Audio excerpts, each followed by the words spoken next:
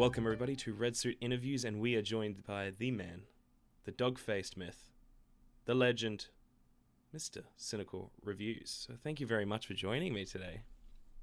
Thank you for having me. Yeah, no, it was great having being able to chat on your podcast. It was a really fun time. Great British podcast, and for those who don't know, I guess just sort of let everyone know who you are and what do you do.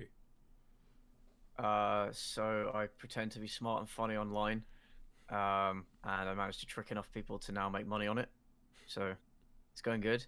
If you want a serious answer, I make YouTube videos. I mostly review movies, TV shows, pieces of media, whatever I can basically take the piss out of. So it's for the purpose of comedy. So if you like that kind of derisive, cynical humor, you'll like what I bring to the table. I've also done some topic-based videos, although less so nowadays. And I also have a podcast with a couple of other YouTubers called The Great British Podcast, which Ryan came on just the other day, in fact. And we talk about a whole variety of topics, movies, events on YouTube, cultural trends. And last time we talked about Daddy Derek and lolcows, so you might want to check that one out in particular. Yeah, very much so. I'll leave a description. I'll leave it in the description down below. It was a really good chat. Yeah, we talked about the whole Cool Cat drama for those who know about it. But anyway, I'm very curious. How did you initially get into making videos, and sort of why did you start doing it? Just felt like doing it, really. I just felt like running. Um, no, I first had the idea for a channel back in like 2013 because I've been watching YouTube since about 2007, I think. Although for many of those years I wasn't really paying close attention to it. But in 2013 I was kind of like, yeah, I could have a channel, and I've always had this kind of sense of humor. So if I'd created a channel back then, I'd have done pretty much the same thing. But I never really had the confidence to do it. And then at the start of 2018, I decided as one of my New Year's resolutions to create a channel, and my friend wanted to create a channel as well. So we decided, let's make a channel together. I was going to write the scripts and record the audio and everything, and he was going to edit the videos. That didn't work out after a couple of weeks because he ended up not doing anything. So I ended up just doing everything myself, and just kind of watching YouTube tutorials, just seeing what free programs were out there, kind of making it up as I went, sort of practicing as I went, just putting stuff out there, and enjoying the process for the most part, and seeing what happened. And for a while, that's you know how the early period on YouTube is, it can be quite a slow, Slow grind, yeah. almost slow grind, almost a very depressing place. But then after about 9-10 months, I got a lucky break. So yeah, I didn't have any experience with making videos or recording audio really at all before doing this. I'm pretty much entirely self-taught. Yeah, well, that's interesting. And so, what was that lucky break you were saying? So, what was that point where you were sort of like, oh, I'm getting into that. I'm getting into this now. Like, this is what I was going for. So I had a couple of videos that did slightly better than others because they were on more current topics. I did a response to another YouTuber's video, and I did a review of Disenchantment, sorry, on Netflix. Oh, really? Was that like the first big one? Sort of thing. It did slightly better, but then my big break was a review of Sierra Burgess as a Loser on Netflix, and that one took off after a couple of days. It got a few more views than usual, and then suddenly it was being recommended everywhere, like everywhere, and it got about 1 million views within the month. Wow. And that got me like 40,000 subscribers within that month, and that had a knock-on effect with all my other videos as well. And so, yeah, by the end of the month, I had 40,000 subscribers, and at the start, I had about 400. So, yeah, that was a pretty good month, Well, that's and that's how it all amazing. got started. That's that's amazing. I remember watching the was it the Enchanted or whatever it is, the Disenchantment when that came out. Disenchantment, Yeah, yeah. I remember coming out. Oh wow, I can't believe that was sort of after that. That's sort of where you started to pick up. It's amazing, and Mm. I guess something I'm very curious, especially about sort of channels like yourself and mine, is that we sort of rely on like topics or media to sort of go off on, and where I'm still trying to find sort of my voice in this sort of space, you've obviously got yourself now, like your unique voice, your unique perspective on things. How did that initially come about, and sort of how did you try and develop your own sort of voice and perspective on YouTube? I tried to essentially make it all come from the heart, really. Um, Try and distill my sense of humor and my perspective into its uh, purest form, I suppose. Because my sense of humor is quite like this in real life, and my takes on things are quite this in real life. But then for the channel, I would just kind of up it to 11 for comic effect. And it is difficult because this isn't a unique idea. There are already people doing it and have been doing it for a while. So it was difficult to set myself apart. But I feel like it's because it's coming from me as an individual, in a way that I try to make as sincere as possible. I think I also add in a lot of dick jokes, so that kind of helps. And obviously, I've got the dog avatar going on, which I know dogs and avatars aren't exactly original. Mine seems to be, so there's that. I also don't really stick to any one category when I'm reviewing stuff. So I'll review, knockoff, shitty movies. I'll review like mainstream stuff. I'll review TV series. I'll review more famous stuff and less famous stuff. I'll just do what I want to do rather than targeting a particular niche, which, in terms of the analytics and the effect that has on the audience, it can be a disadvantage. But it's what I prefer to do. I like to think that that helps me keep a kind of unique, a unique take on this formula. Yeah,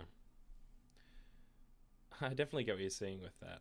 Because you touch base on pretty much like current, like movies like YouTube Rewind. You have Tommy Wiseau's awful sitcom, even going with the Holmes and Watson video, and it's interesting. So you try and not sort of like limit yourself to sort of one particular thing. It's sort of just try and find something that you're interested in, and then sort of go from your own voice with that.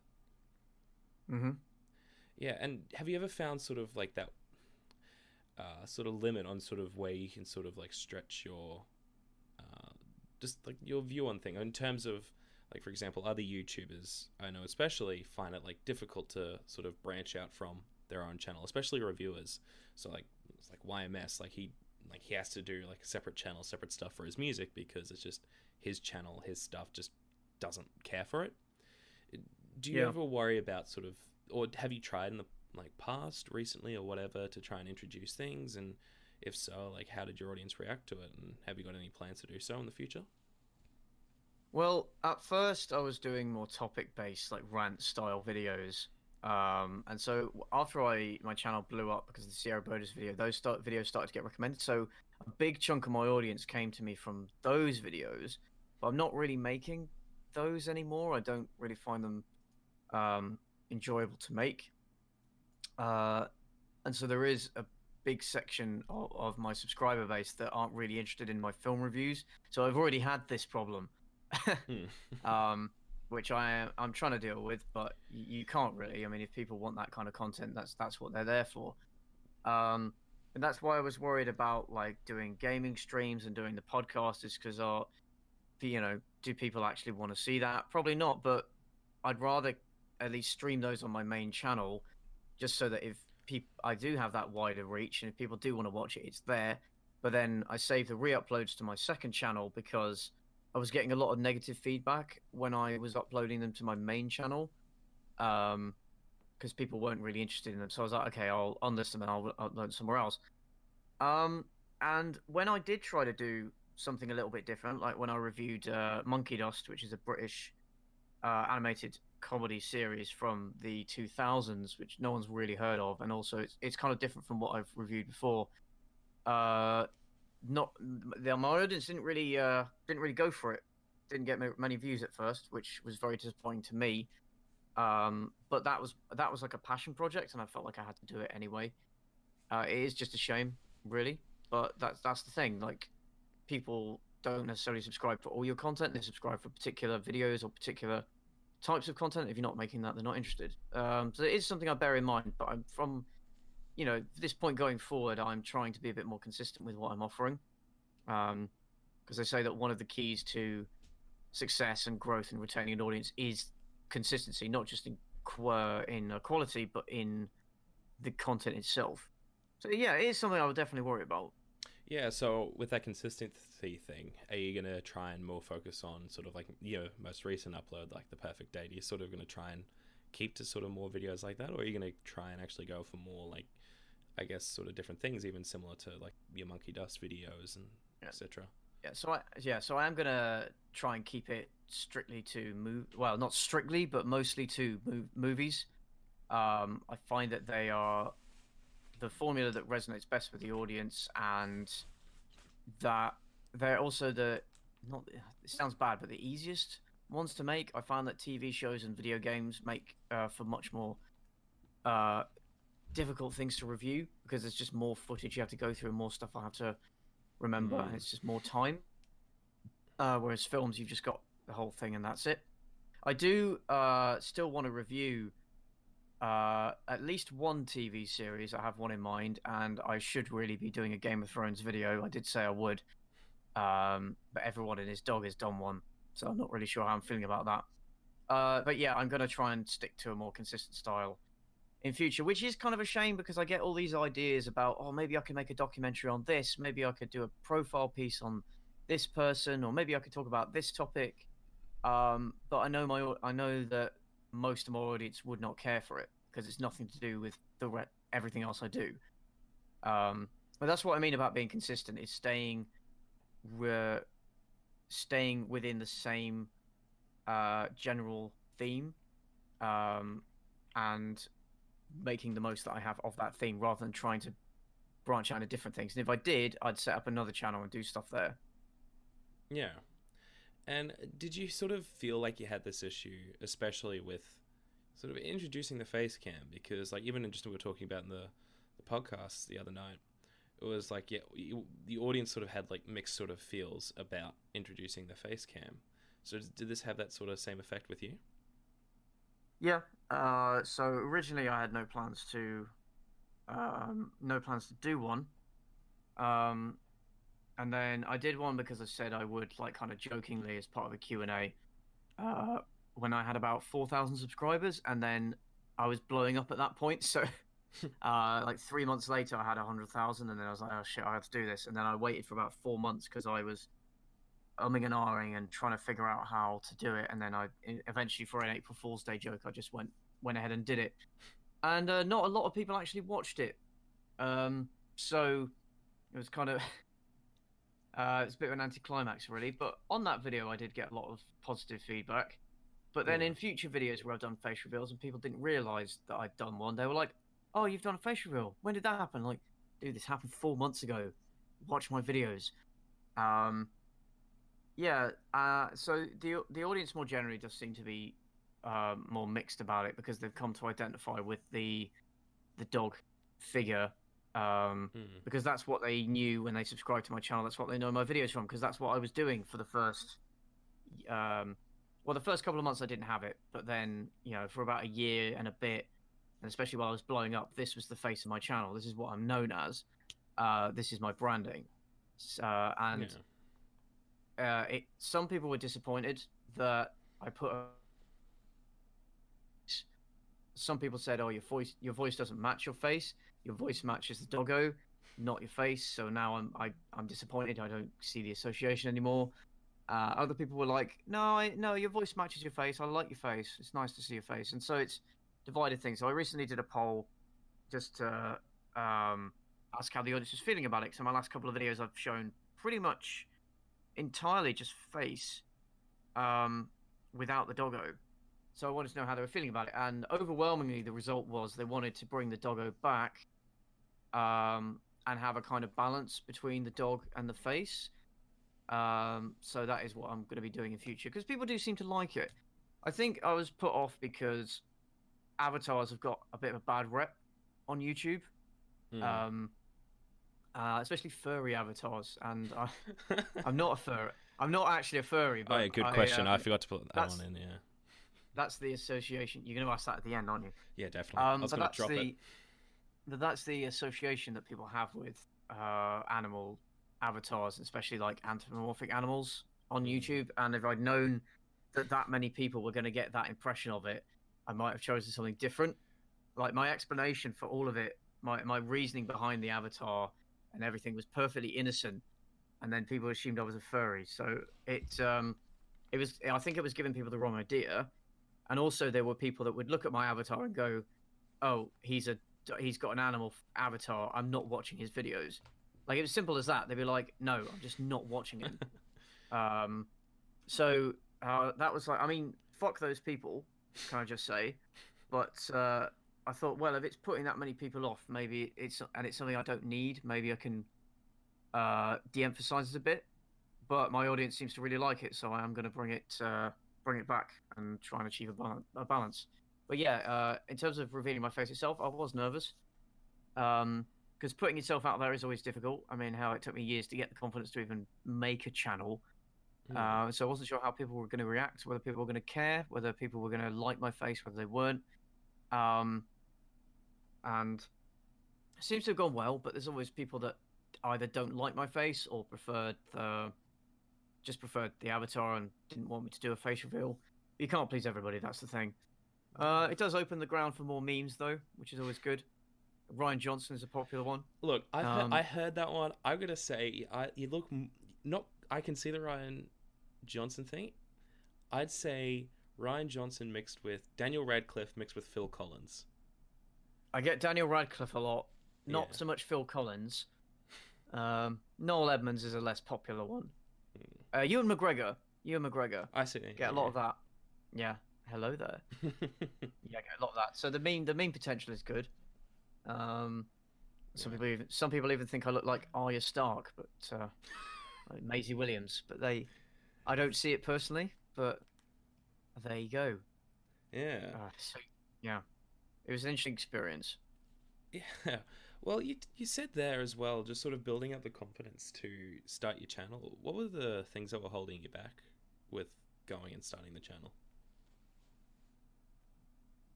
So just not being confident with my own opinion on things, and I'm still umming and ahhing to some extent about things. But just I went through a period where I just everything I thought I believed, I suddenly was kind of like, nah, not really, and I lost my trust in my ability to make judgments of things and have opinions that might be worth actually listening to.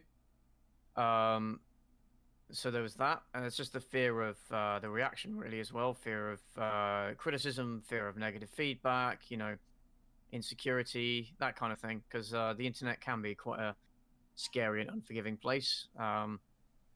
So yeah, putting myself out there was a challenge for a long time, and it took me a while to attain the level of self-confidence that I needed to do it without worrying too much about the consequences. And especially when we were talking on the podcast as well, just talking about criticism, was that like a major worry coming into the YouTube channel? And since then, how have you found it? Has it sort of been to sort of you expected, better or worse? To be honest, when I was starting the channel, I was already past the point of caring about the criticism, because it's gonna happen. Like, what the YouTube comment section is like. And that's the thing, is like, no matter how good your content is, no matter what you're producing and how well you're producing it, no matter how good a person you are or how bad a person you are or whatever, there's always going to be somebody that hates you. There's always going to be somebody that like watches 10 seconds of your content or even sees the thumbnail and just goes, "You're a cunt." And that's it. Like, you get people who see the title of your video and then click on the video and then leave a comment just based on that. And it's like, really? So of course I've had negative criticism about certain things, like certain videos more so than others. Like when I did a video on incels, at first that got found by the incels, and so a lot of the comments were negative. That was my most disliked video for a while. But then when my channel blew up and that video became more popular, suddenly I had this huge influx of other people, and I had a load of people in the comment section below that I hadn't read the comment section because I was like, oh, it's just gonna be incels, isn't it? Fuck it. But I had loads of people in the comment section telling me their stories about their experiences either as an incel or with incels, or going, years and years and years without any confidence, without having relationships and stuff, and how it affected them and how they eventually move with it, or whether they're still in that stage. Like, loads of people were opening up and sharing their stories, Yeah. and that drowned out anything negative. Um, and I get them, like, oh, the Braveheart video as well. I don't know if you've watched that one or read the comment section. I don't recommend reading the comment section because there were a lot of very, very salty people. I pissed a lot of people off with that video. But I was just, and a lot of them were just completely missing the point, because they were saying, "Oh, why did you even bother making this video? It's a historical movie. It doesn't have to be historically accurate." I'm like, yeah, but that's the point of my videos. I'm taking the piss out of it for being historically accurate. If you don't think it should be, then just don't watch my video. You know, um, I, I get a lot of people misinterpreting my jokes, a lot misinterpreting my points. Like, I can outright state something in a video. This has happened.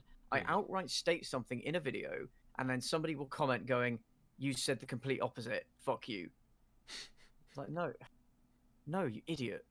Um, but for all the negative feedback I get so much more positive feedback that it doesn't matter. And I get loads of private messages from people saying that they like my videos, I make them laugh, they want me to keep going, they like what I'm doing.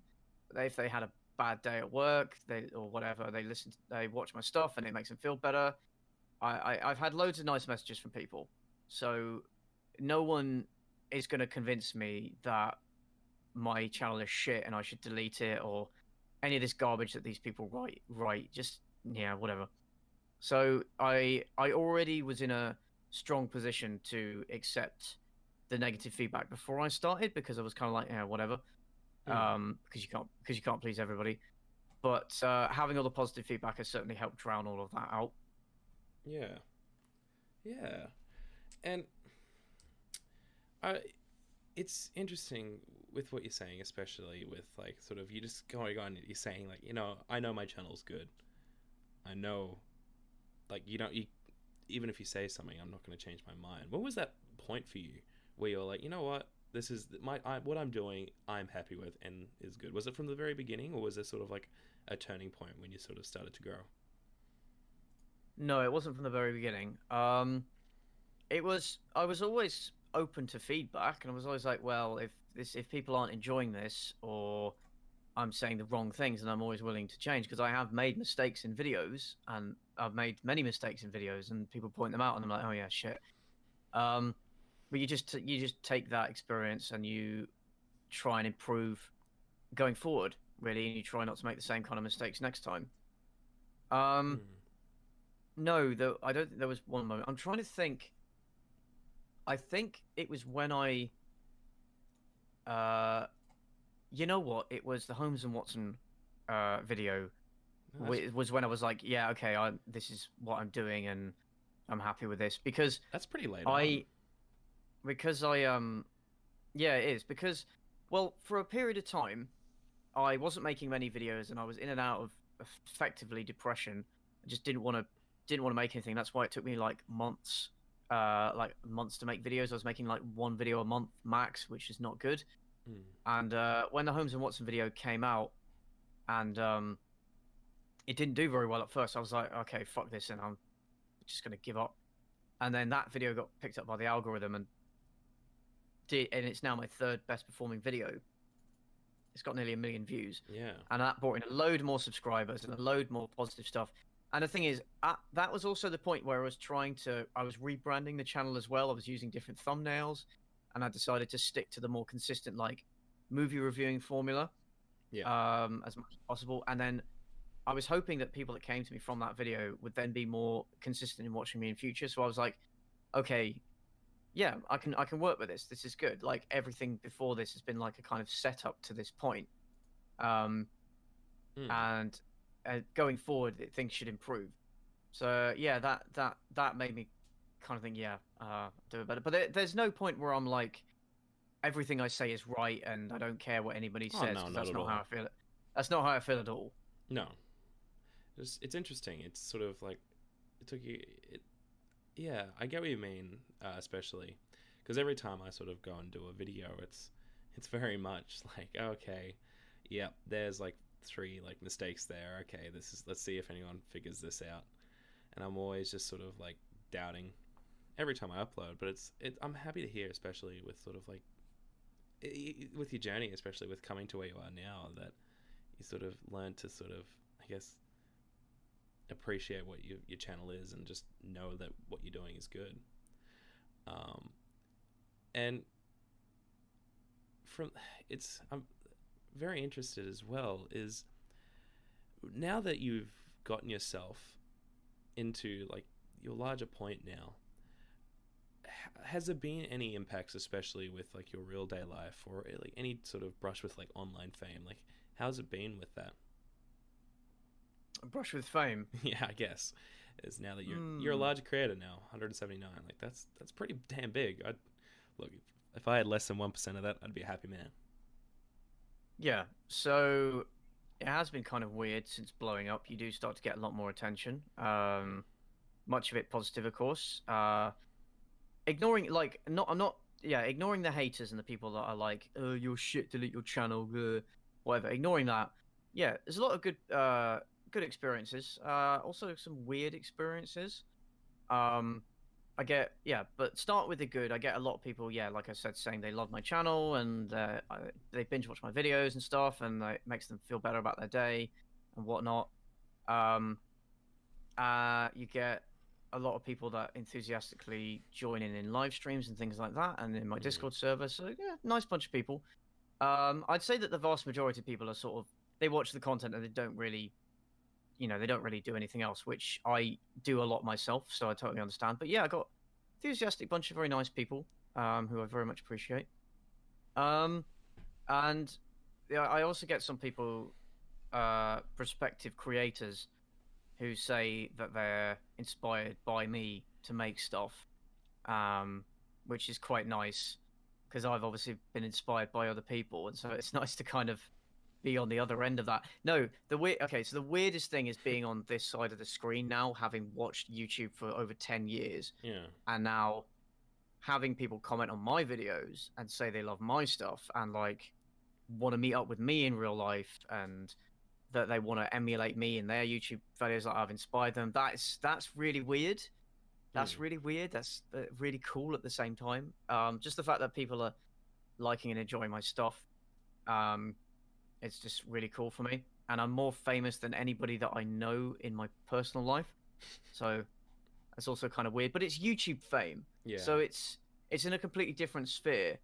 Um, so your audience is kind of scattered all over the place. And unless you have a massive audience that's very concentrated, it's not really an issue in real life. I've only been recognized in real life outside of a convention or an event once, and it was the other day actually.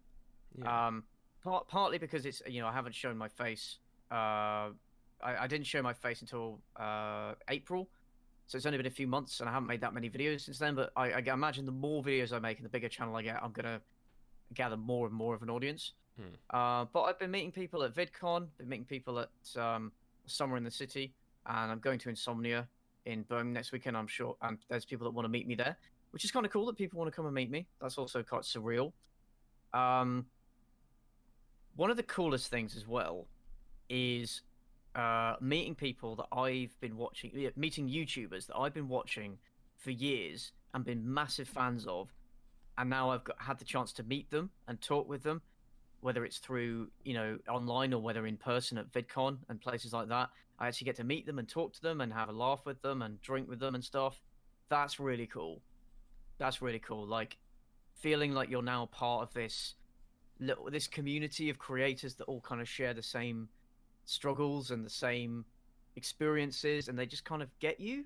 Mm. And it's also like, oh, holy shit, man, I love your videos. But now instead of being a fan, you're a peer as well. That's pretty cool. Yeah. But you only get to that point when you've built up your fame otherwise, right? You can't just go in and start hanging out with these people. You have your fame first. So that's definitely helped in that sense. And then I suppose, yeah, there have been some negative things as well. No stalkers, but there have been people that um the thing with online personalities and the way that YouTube operates is it can feel quite intimate, and Mm. you feel like, as a viewer, you feel like you know the person when you actually really don't. You're just watching their content, but it Y- feels more sincere, so you don't get that degree of separation necessarily.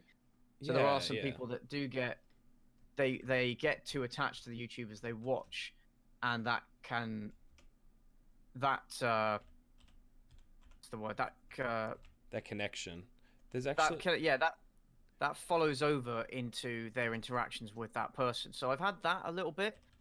Um, some some fans who've been a little bit too into me, I guess, and I've had to kind of try and get them to take a step back and, you know, like find something else to be interested in, because I'm like, you shouldn't be putting all of your expectations and attention on someone like me, on any online creator or any celebrity. Like, don't do that. Just a human being at the end of the day. Um, the I get a lot more attention from women now, uh, which is kind of nice. The less said about that, the better. But I'll Well, say I it's was gonna kind of nice. say, when they see you, do they surprised that you don't have a dog face? Is that the thing, Neil? That's the thing. Yeah. Yeah. Like, oh, I thought you had a dog face. Oh, but Oh. no, I did get a lot of positive feedback about my face. My face. So Well, that's a good start. yeah, that's a very good start. Yeah, but Mm. they like my voice. Women seem to like my voice. Um, whether it's the British accent or what, I don't know. I used to really hate my voice. I used to hate listening to recordings of my voice. You very quickly get over that, by the way. Yeah, I know And what you then, mean. yeah, and then having so many people tell me that I have a nice voice online has kind of helped me just be like, fuck it, why not then? But yeah, people seem to like that. The ladies seem to like that voice. Yeah. So that's been nice. And also, one last thing I want to talk about in terms of fame is the people that like get really excited and freak out Hmm. when they interact with me. So someone in my Discord said that their sister was a massive fan of mine, and so when they were both in the voice chat, I kind of jumped in and like ambushed her, and she she went quiet, and then she got off the Discord, and apparently she was screaming. So that was fun. Damn, the Yeah, power. that's kind of weird. That's kind of weird. I imagine that's only going to get worse as I get bigger. Oh, I don't necessarily say worse is the correct way to use it. Oh, maybe. Just More intense, yeah, more often. yeah. No, I don't have stands yet. Well, I do. I probably do, but just online. Like, I don't have armies of stands that are like waiting to Stands, mob me when I go to conventions. stands. There's Oh, it's like this slang word. Yeah, it's what the kids are saying these days. It means like when you stand something, it means like you support it or praise it. So like, yeah. So like, I stan Tool. This means that you're kind of like a fangirl for okay. Tool, and you like I stan this means like I support this wholeheartedly. And so a stan is a fan, usually a female fan, because it seems to be almost universally applied to them, who are just massive fangirls. Really, it comes from Stan. You know, Oh the yeah, Eminem song. yeah, yeah. That's apparently where I didn't realize that, but apparently that is where it comes from. That makes sense. So yeah, that's what stands are. So Yeah, certain people have a lot of them. If I do have them, they're only online. I haven't met the stands in real life, but with these Netflix reviews, maybe I can cultivate an army of them. We'll see. that's the way. Get the Cynical Reviews Stan Discord channels, and then Hmm. just file them depending on how sort of like you'll sort of rank them. You know what I'm saying? If you want to get on your next Yeah. Keemstar thing. What, Uh, like Onision? yeah. Yeah, you're like a 5 out of 10. Yeah. Yeah, that'll Yeah, go down he actually well. did that. He actually Yeah, did that, by I the way. I'm know. not making that up. No, I'm well informed through my girlfriend. That was that when I learnt about that, that was some top tier stuff. Mm. But when you're talking about with the connections, especially, I'm very curious. How did like just for an example, like the Great British Podcast come about, especially with your connection with the other two YouTubers on there with Voxus and Snacks? So, Snacks I found while I was still a very small YouTuber. He was actually bigger than me at that point. Wow. Yeah, I know. And we just ended up chatting because we saw each other's videos and liked them. We ended up chatting on Discord about stuff. And then as I was getting big, I gave him a shout out in my Q&A video, and so he got a bit more attention from that. So we got a bit closer after that. Yeah. Voxis I've been watching for a long time. Since Monkey Jones gave him a shout out on his channel, and then I found him through that, and I've been binge watching his stuff since then because he's fucking hilarious. Yeah. But I'd never actually talked to him. And then the way it worked was I bandied about the idea of a podcast because I wanted to do one anyway, and I said to Snacks, I'd be interested in you to come on because you have a lot of opinions. He's a funny guy. He's good to talk to. Mm. And I wanted Voxis to be involved because he seemed like the kind of guy who'd be a good fit as well. Yeah. But he was very difficult to contact because he has no social media. Yes. Yes. He has no Twitter or Facebook or Instagram or anything. I think he does have an email address, I think. Yeah, I showed him an email about doing it, but yeah.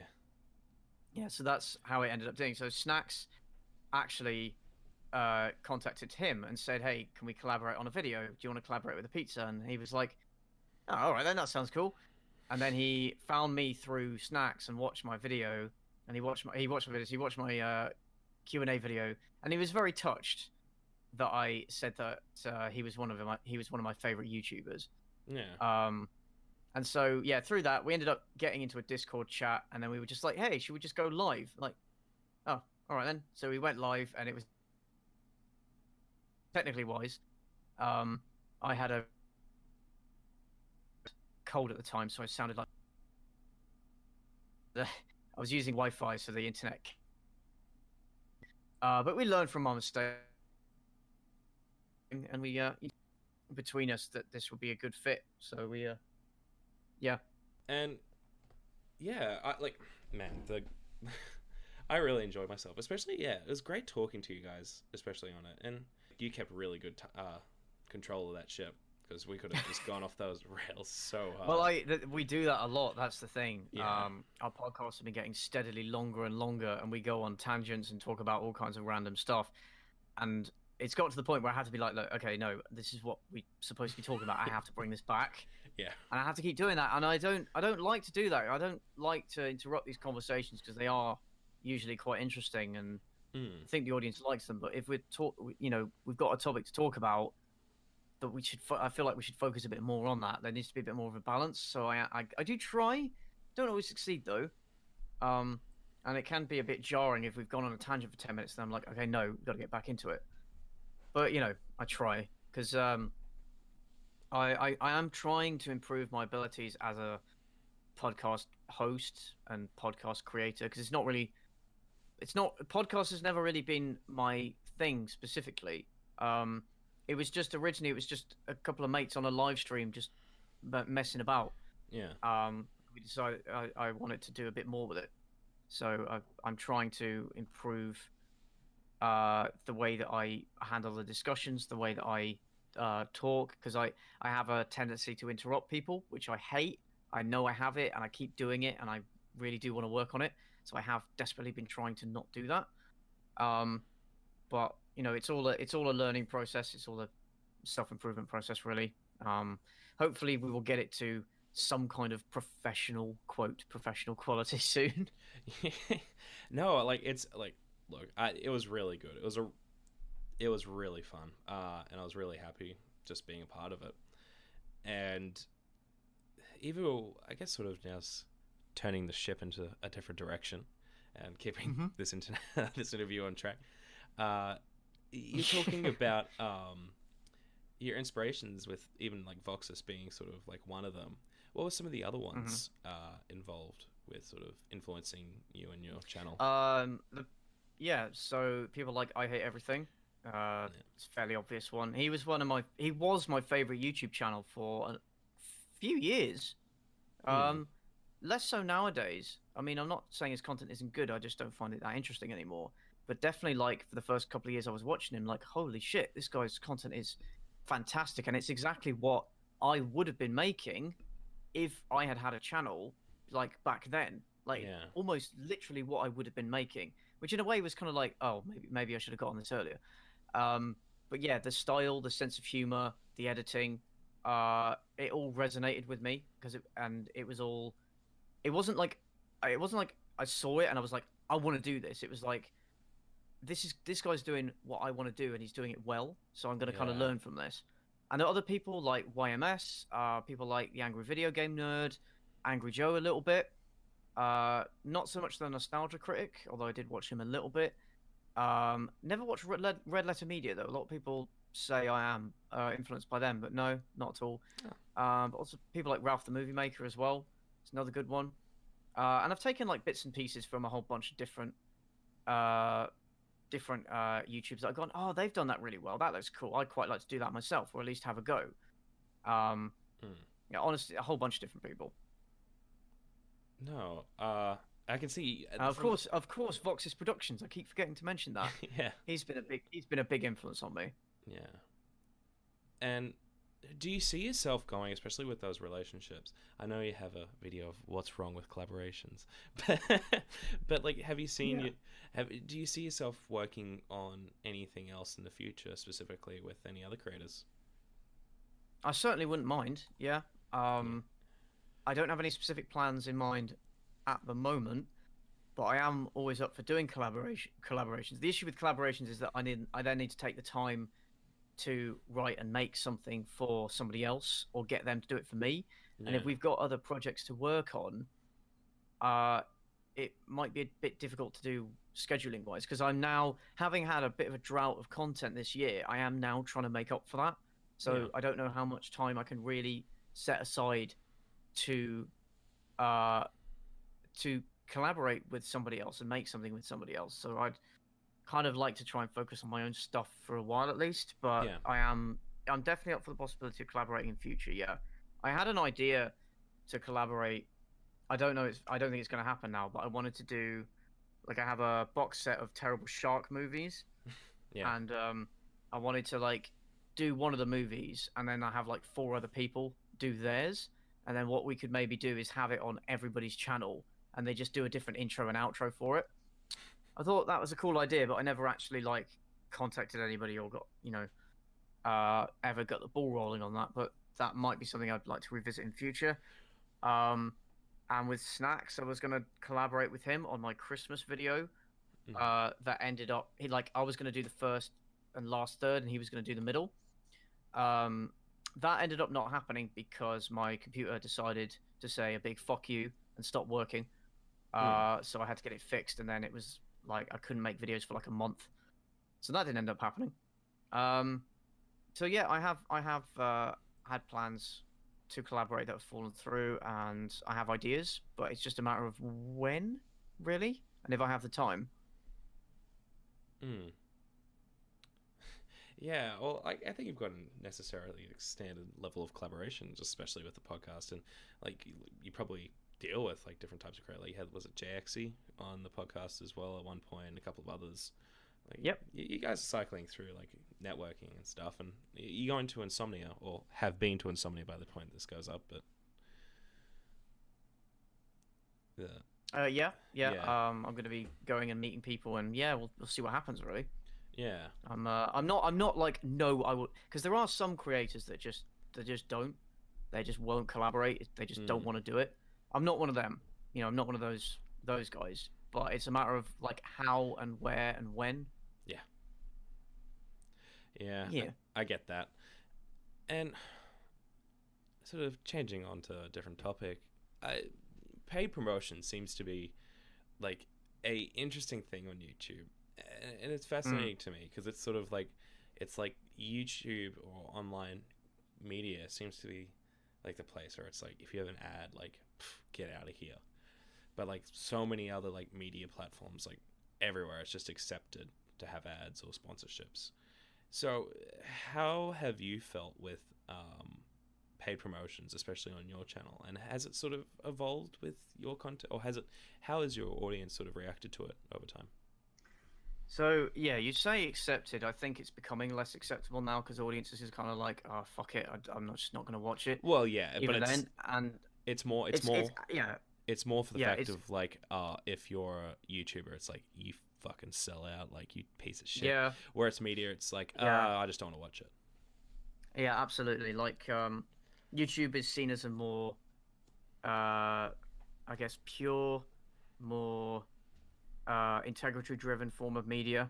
Um, and you say, I mean, we say that, but then there's loads of like those kids' toy channels and like CS:GO gambling channels and whatnot. There's so much corporate content, but people hate it, right? They want YouTube to be this place of purity and uh, not wholesomeness, but kind of like honesty, Yeah, honesty, I guess. And so they don't even like watching main ads. It's why, some people use ad block very proudly on YouTube. They're like, "Fuck you, I'm not watching ads." It's like, "Fuck you, then," you know. Um, People mm. don't like it, but most people are willing to tolerate ads, uh, because they know it's how the creators are supported. Integrated ads are a thing that have come about in the last couple of years, and yes, a lot of people find them quite annoying. Um, but you can just skip them. I did once because I did an integrated ad recently, and I know about 25% ish of the people watching just skip through the ad. Like, fine, do it. Um, but I guess there's a sense that when you're selling a product, you're not like, an actor in an advert selling a product. You're not like a TV station selling a product, whatever. It's you as an individual are sacrificing your brand and your integrity to then sell something. And people don't like to be sold stuff. And Yeah, so it's seen as, yeah, it is seen as you're selling out. But it's like, because of the adpocalypse and the multiple adpocalypses that we've had, these ad integrations are the best way to get a decent chunk of revenue very quickly, which is why everybody does them. I mean, JonTron does them. I've seen Philip DeFranco do them. Um, well, I could list a load, but I'm not going to. But yeah, it's the way of things because, like for example, this latest ad integration was a mobile game, and I'm not especially a fan of mobile games, I have to say, and I know a lot of people aren't. And when I did the integration, there were some people who were like, "Oh, you fucking sell out mobile games, shit, yeah." Um, but for me personally, I did actually play the game before I reviewed it, and it actually seemed pretty good for a mobile game. And they didn't seem dodgy. A lot of people have been sponsored by them, so I was like, okay, fine, I'll do it. And they gave me for that one ad more revenue than I'd earned in an entire month previously on ad revenue.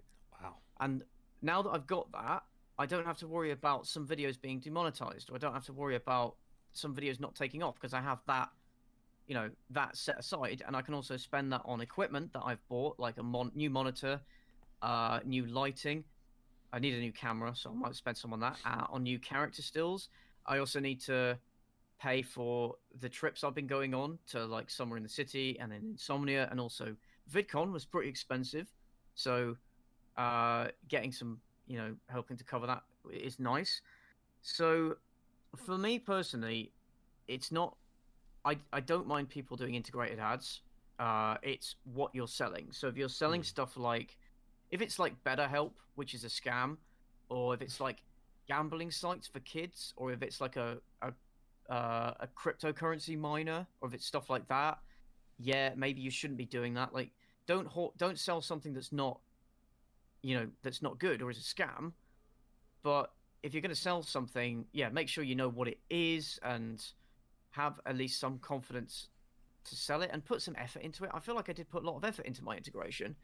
Yeah, Um, and the vast majority of people who commented about the integration said they either really enjoyed it, they thought it was a really good integration, even if they then didn't actually go and get the mobile game, whatever. They really enjoyed the integration, or they didn't mind it. They understood why I did it. And then there's a few people that grumble about, no, you sell out, you shouldn't be. yeah, And I understand where those people are coming from, absolutely. But at the same time, I don't. This isn't one of those cases, I don't think. But this is where the revenue has to come from these days. mm, I did have another ad integration with NordVPN planned. Just waiting for them to get back to me on something. Because it's guaranteed income, and it also kind of means that you're in the big leagues as well in a way. It's like, oh, you got a yeah. sponsor, that means you kind of made it now. Yeah. I mean, if I was making several $1,000s a month on Patreon, I wouldn't do them because Mm. I'd have the guaranteed ad. But my Patreon is small, and I'm not. So I need this in a sense. Like, if I could make all of my money from the channel through Patreon, like if I made enough money from Patreon, I would just not have ads. I would not do integrated ads. That would be it. But that's not the case at the moment. So yeah, it's kind of it's a tolerable evil, I suppose. Yeah, I know what you mean. Yeah. Look, if I got offered an ad, hell, I'd be taking it. I don't know if I have the ethics to review certain things, Mm, but no, I'd probably agree. It's like you gotta check out the product first and make sure mm, that it's like up to standards, etc. mm-hmm. Um, but Some people don't, yeah, and you can certainly tell with some people that they're selling it, but they clearly don't give a shit, and they don't even try to make the ad interesting or funny. They just read whatever script they're given, yeah, and it's like, you can kind of tell. We understand why, but come on, man, at least put some effort in. yeah. My favorite ad, like readers especially, is like, do you know the Painkiller Already podcast? PK. No. Oh, okay. So that's like, do you know like FPS Russia, like the old YouTuber? Yeah.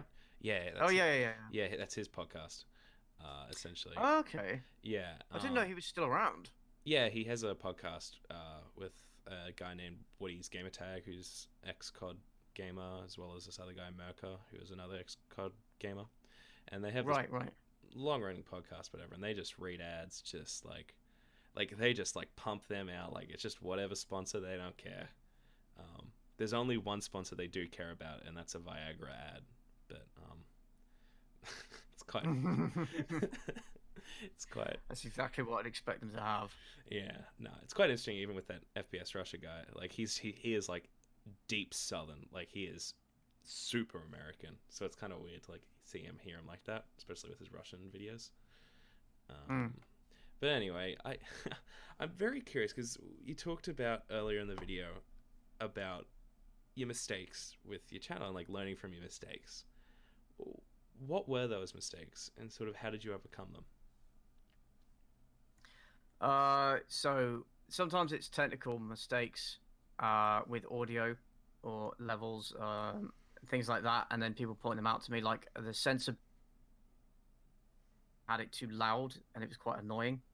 So I've now reduced the volume of that to more acceptable levels. But I've recently, I know it's kind of overdone, so I've recently said, hey, I want to change it for something else. Did a post on Twitter asking for suggestions for what I can change it to. Because I do like the censored swearing, but I want to do it in a way that's a bit more unique and isn't like grating to listen to. There's like a balance that can be found, I think. Well, Also comments. Sorry, go on. yeah, well, I think I saw the greatest response to that on Twitter. It's like, 200 IQ take here. Like, can't you just like not have the censor bleep? Yeah, and I did respond to that. Yeah. Yeah. It's like, well, first of all, I think it's funnier to censor it. Like, I've watched South Park when it's censored and when it's not, and it's much, much funnier when it's censored.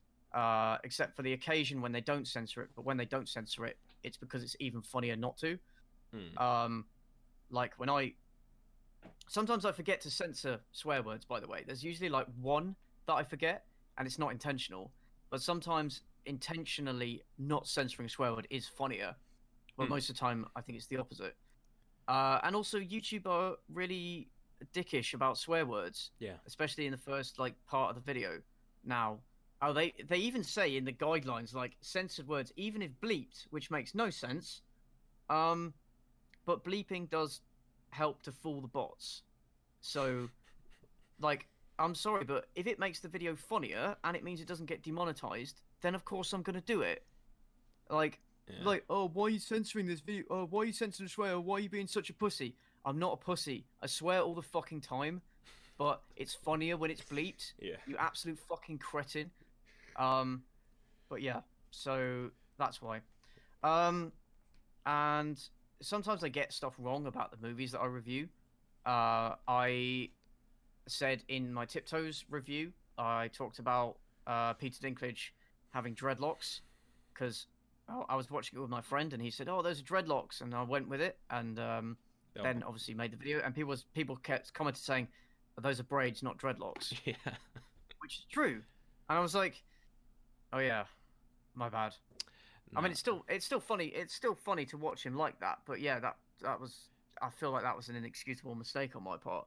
Yeah. Um, I've also, It's I've not been that bad, but yeah. yeah, it's not that bad. I've been a bit more wrong about movies in general. For example, the Happy Time Murders, I was way too generous with that movie because I went in wanting to like it, and so I said it was like a hit or miss thing, and like about average, and like if you like that sort of thing, you'll like it, and if you don't, you don't. But actually, that thinking back, the film was absolute garbage. So I deleted that review. Oh wow. I Um, remember. I because remember. I just Yeah, I remember seeing that on your channel. I think I watched it. I can't remember. yeah, Um. I have to removed a couple of videos where I'm like, I'm not especially happy that these are up, and I'm not happy with the way they turned out. Um, Yeah. like quick videos, like I did a very quick video criticizing the New York Times brought out this T-shirt was like in support of free speech or something, but the shirt was like $200, and so I was like, you fucking cunts, charging $200 for a T-shirt about this. You know, it was obviously an overtly political video. Yeah. Yeah. And after a couple of thousand views, I decided to just remove it because I decided I don't want to be a political channel. Yeah. Yeah. Um, I don't want to bring my politics into it too much, so I removed that. I've also made videos where I got um a bit too personal with people, a bit too vicious, um, and where I've made major mistakes, and so I've removed those because I'm not happy with those being up. Um, just things like that. I tend to be very impulsive sometimes, and I make something, and then I later go, actually, I shouldn't have made that. I'm not happy with that. That wasn't very good, and also it wasn't like right. I don't feel like morally comfortable with it, and Interesting. yeah, I take it down. Yeah. So yeah, I've made a bunch of mistakes like that, said things I shouldn't have said. Um, one thing I've made jokes, and I know you should never apologize for a joke, but I've made certain jokes, and a lot of people have taken some of those jokes the wrong way, Yeah. and it's made me think. It's made me think. Well, if enough people are gonna deliberately take the joke, if they're gonna take the joke the wrong way, or if they're gonna deliberately misinterpret it or not understand it, maybe I should have used a different joke or phrased it differently because it becomes distracting. Like if you tell a joke and then loads of people are like, "Oh, you shouldn't have told that joke," then they're not focusing on what I was joking about. They're not focusing on the film or the situation. It's like, no, the comments suddenly devolve into this argument about uh whatever whatever it is.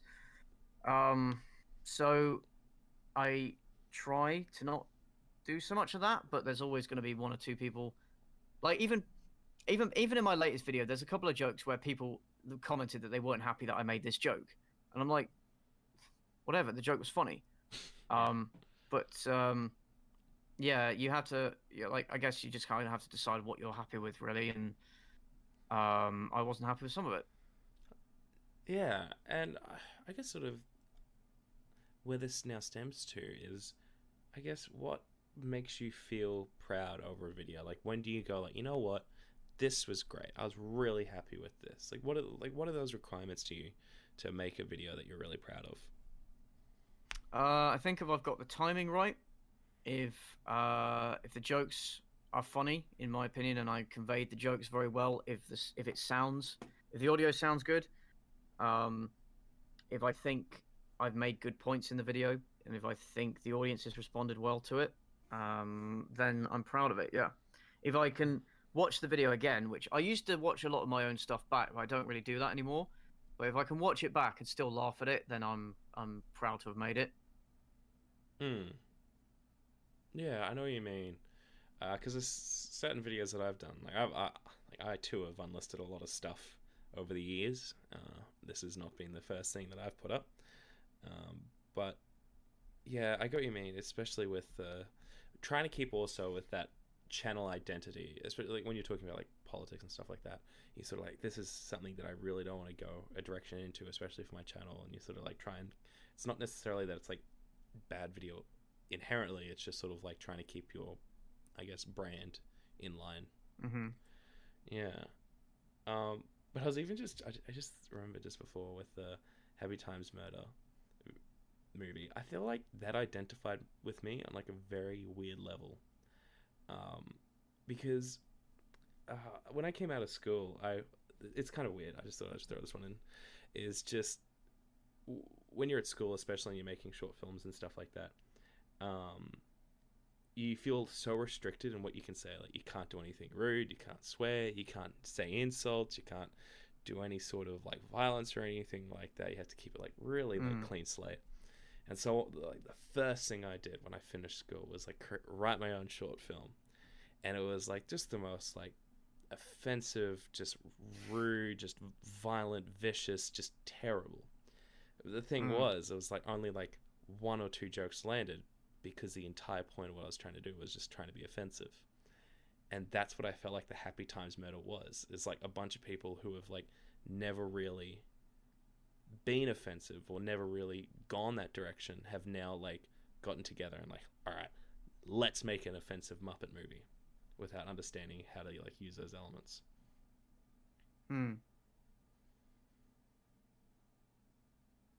Yeah. So that movie, I like. Oh man, that was a hard watch for me. That movie. Yeah, I went into it wanting to like it because I liked the idea of it, and then it was just I was too forgiving of its well, the fact that it was shit. Really, I was too forgiving of the fact that it was just like, oh, there's puppets jizzing. Look how funny that is. It was just ruined. Yeah, really, and then obviously they. Yeah, go on. Sorry. She just ruins everything. I hate. She's so unfunny. Yeah. And she was such a bad. She was such a bad choice for that film as well. Yeah. Yeah. It was. Oh, that was. I think I laughed once with the cow scene, but then they like with the cow and the octopus scene, but it just kept going. That was the worst part. It was just like, oh, this is so like weird, but you know, let's just keep this. Let's just keep hamming it in, and I was just so. Oh, that was so bad. Yeah. But anyway, ending on cows being milked by octopuses. Milked, quote. As you do. Yeah.